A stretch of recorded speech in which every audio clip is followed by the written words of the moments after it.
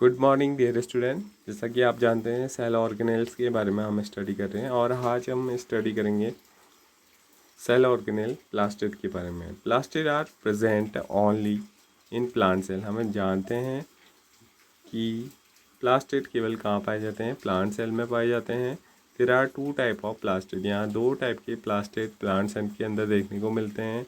Chromoplast, coloured plastid इन्हें बोला जाता है क्योंकि इनमें कलर प्रेजेंट रहता है। ल्यूकोप्लास्टिड को वाइट और कलरलेस प्लास्टिड के नाम से जाना जाता है। प्लास्टिड का जनरली मीन होता है पिगमेंट कंटेनिंग स्ट्रक्चर, जिसके अंदर क्या होता है, पिगमेंट प्रेजेंट रहता है। लेकिन यहाँ पर दो टाइप के क्रोमोप्लास्ट और क्लोरोप्लास्ट, दो टाइप के प्लास्टिड पाए जाते हैं। Chromoplast containing the pigment chlorophyll are known as chloroplast. तो ऐसा क्रोमोप्लास्ट जिसमें क्लोरोफिल पिगमेंट पाया जाता है उसको क्लोरोप्लास्ट के नाम से जाना जाता है। क्लोरोफिल जो पिगमेंट है वो ग्रीन कलर का होता है। ये बातें आप छोटी छोटी क्लासेस से पढ़ते हुए आ रहे हैं। Chloroplast are important for photosynthesis in plant. Chloroplast एक इम्पोर्टेंट पिगमेंट है फोटोसिंथेसिस की प्रोसेस के लिए। Chloroplast also contain various yellow और organic pigment orange pigment in addition to chlorophyll.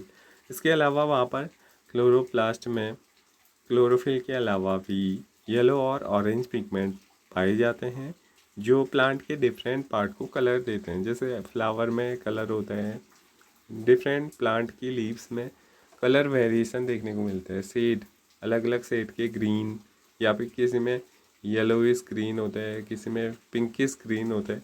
तो वो सारी चीज़ें इन पिगमेंट के द्वारा कंट्रोल की जाती हैं। ठीक हो गया। आगे बात करेंगे leucoplast are primary organelle in which material such as starch, oil, protein granules are stored. तो दूसरा जो ल्यूकोप्लास्ट है वाइट कलर का कलरलेस प्लास्टिड के नाम से जाना जाता है।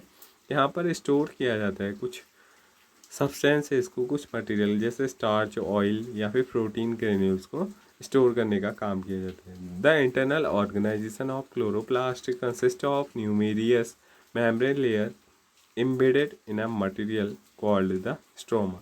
तो क्या होता है, क्लोरोप्लास्ट का स्ट्रक्चर जो होता है वहाँ पर बहुत सारे न्यूमेरस मेम्ब्रेन लेयर, मेम्ब्रेन की लेयर एक दूसरे के ऊपर क्या होती है, अटैच रहती है और उसको स्ट्रोमा नाम से जाना जाता है। These are similar to mitochondria in external structure. Like the mitochondria, plastid also have their own DNA and ribosome. जैसे आपने पढ़ा था माइटोकॉन्ड्रिया, तो माइटोकॉन्ड्रिया के पास खुद का डीएनए और खुद का राइबोसोम पाया जाता है। वैसे ही प्लास्टिड के पास भी खुद का डीएनए और राइबोसोम होते हैं।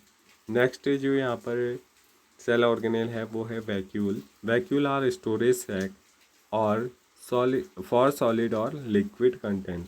तो यहाँ पर वैक्यूल जो होते हैं वो स्टोरेज सैक के रूप में, एक पाउच के रूप में प्रेजेंट रहते हैं सेल के अंदर, जहाँ पर सॉलिड या फिर लिक्विड कंटेंट को स्टोर किया जाता है। Vacuole are small size in animal cell while plant cell have very large vacuole.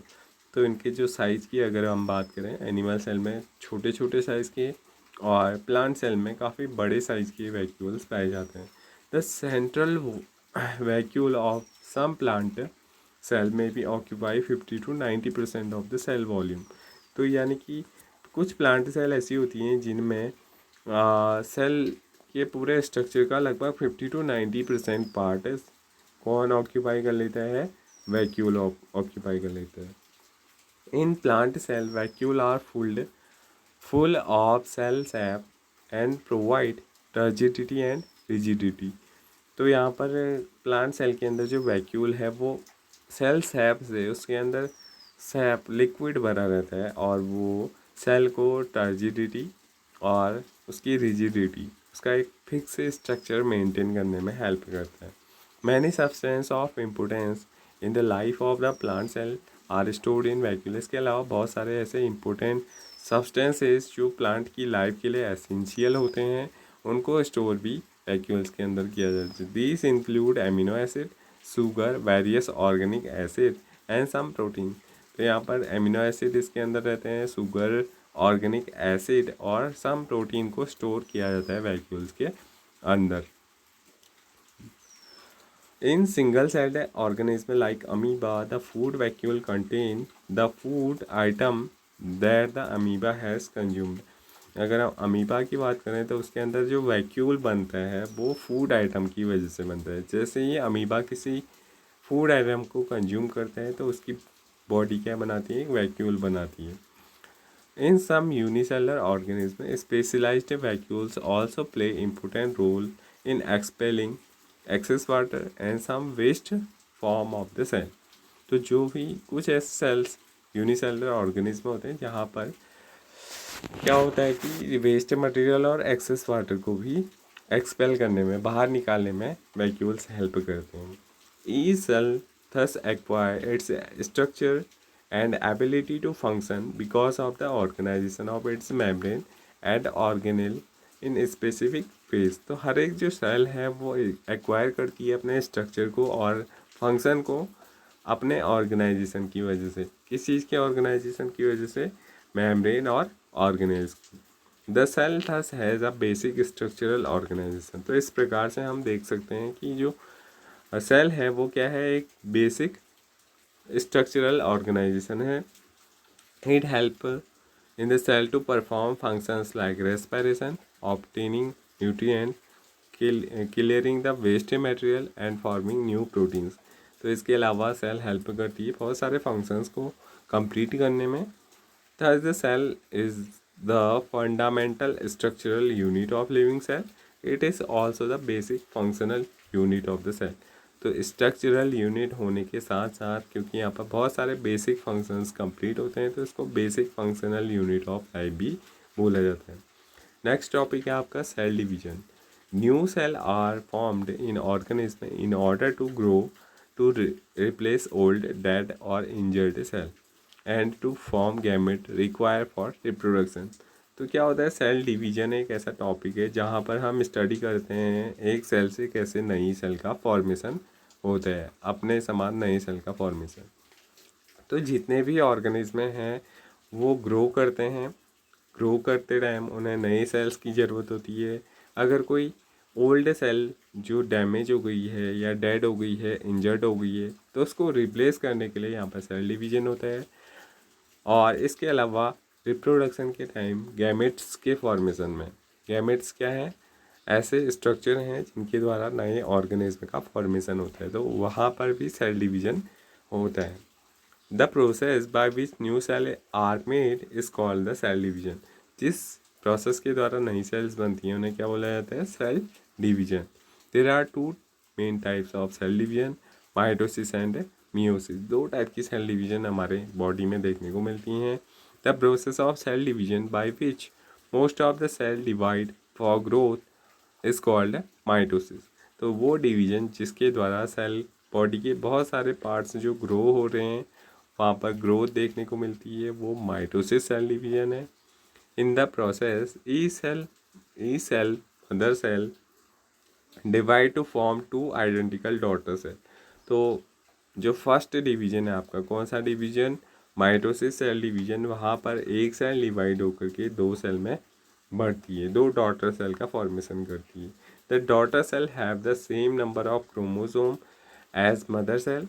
It help in the growth and repair of the tissue in organism. तो अगर हम ये फर्स्ट सेल की बात करें, फर्स्ट जो डिवीजन है माइटोसिस, उसकी अगर हम बात करें तो ह्यूमंस का एग्जांपल लेते हैं। 46 नंबर ऑफ क्रोमोसोम एक सेल के अंदर पाए जाते हैं। अगर ये डिवाइड होते हैं तो दो नई सेल्स बनेंगी और दोनों में जो क्रोमोसोम के नंबर होंगे वो कितने होंगे, 46 होंगे। इस सेल डिवीजन को बोला जाता है माइटोसिस सेल डिवीजन और ये हमारी बॉडी के अंदर ग्रोथ और रिपेयर में हमें हेल्प करती है। Specific cell of reproductive organs और tissue in animal and plant divide to form gamete. अगर हम रिप्रोडक्शन की बात करें, चाहे प्लांट की बात करें या एनिमल्स की बात करें, तो वहाँ पर क्या होता है, कुछ स्पेसिफिक सेल होते हैं जिनके द्वारा गैमेट का फॉर्मेशन होता है, which after fertilisation give rise to of spring.